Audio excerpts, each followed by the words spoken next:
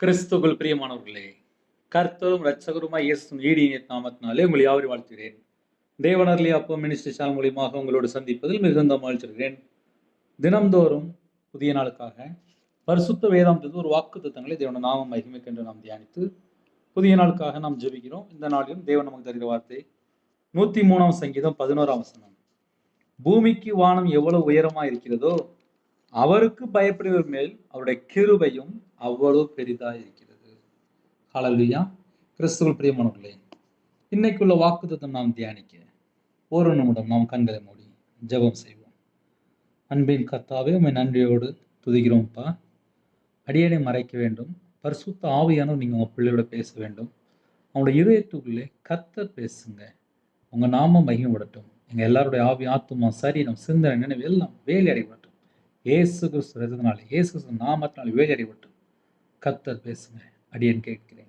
இயேசு கிறிஸ்து பிதாவே, ஆமென். ஹல்லேலூயா. கிறிஸ்துவுக்குள் பிரியமானவர்களே,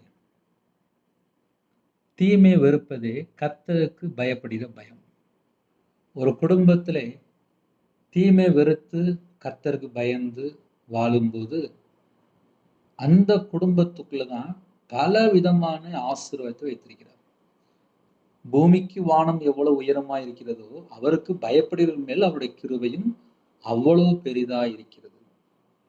ஒரு குடும்பத்திலே ஆசீர்வாதத்தை பெற்றுக்கொள்ள வேண்டும் என்றால் முதல்ல என்ன செய்யணும் அப்படின்னா, தீமையை வெறுக்கணும், தீமையை விட்டு விலகி ஓடணும். அந்த குடும்பம் சகல காரியத்திலையும் ஆசீர்வதிக்கப்படும்.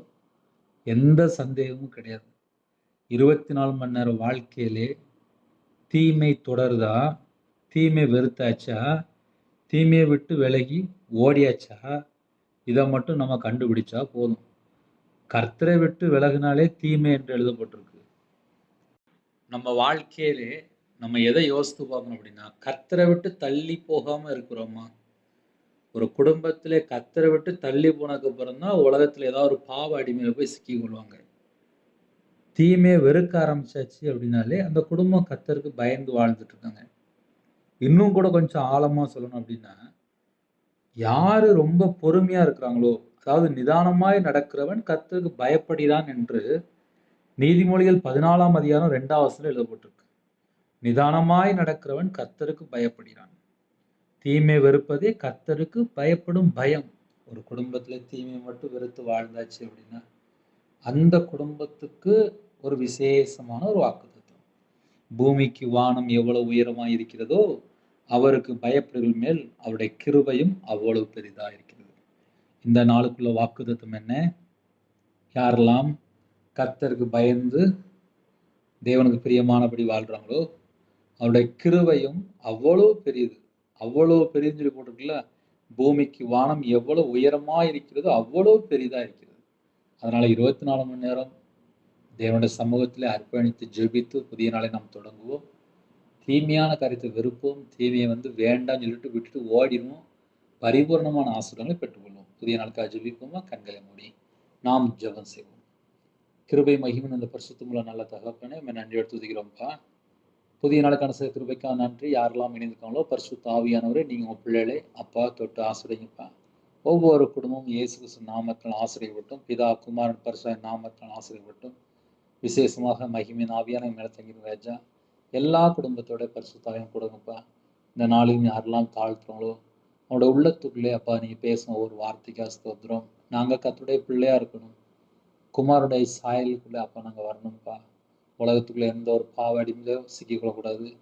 நம்மளோட வாழ்க்கையில குறைகளை மன்னிங்க, குற்றங்களை மன்னிங்க. 24 மணி நேரமும் அப்பா உங்களோட ரத்த கோட்டைகளை வேல் அடைத்து மூடி மறைத்து கர்த்தர் பாதுகாங்க. புது கிருபையால் நிரப்புங்க. புது எண்ணெயால் அபிஷேகம் பண்ணட்டும். மகிமையின் ஆவியானவர் எங்க மேல தங்கிற ராஜா, உங்களுடைய வல்லமையால் நிரப்புங்க ராஜா, உங்களுடைய பிரசன்னத்தால் மூடுங்க ராஜா. சத்துருக்கள் மேல அபிஷேகம் நிரப்புங்க. ஜெப அபிஷேகம் தாங்க ராஜா, வேதத்தை தியானிக்கிற அபிஷேகம் தாங்க ராஜா. இருதய மனக்கண்கள் திறந்தாங்க. குழந்தையோட அக்னி உள்ள உள்ளத்துல படி பிடித்தோம். ரட்சிப்பின் வசத்தாங்க ராஜா, நீதியின் சால்வத்தாங்க ராஜா, துதியின் அபிஷேகம் நடக்கும் ராஜா. ஒவ்வொரு குடும்பத்தையும் கர்த்தர் ஆசிரியங்க. ஆவிக்கு 9 கனிகளினாலும் ஆவிக்கு 9 வரனாலும் பிள்ளை நிரப்புங்க. எந்த குடும்பத்தை தங்களை தாழ்த்தணும் அந்த குடும்பத்தில் அப்பத்தை தண்ணி ஆசிரியங்க. அவனோட வம்சத்தை ஆசிரியங்க. இந்த நாளில் ஜெபித்த எல்லா குடும்பத்தையும் கர்த்தர் பொறுப்படுத்துங்க. உமக்கு பிரியமானபடி வாழ எங்களுடைய ஆவி, ஆத்துமா, சரீரம், சிந்தனை, நினைவு எல்லாவற்றையும் அர்ப்பணிக்கிறோம்.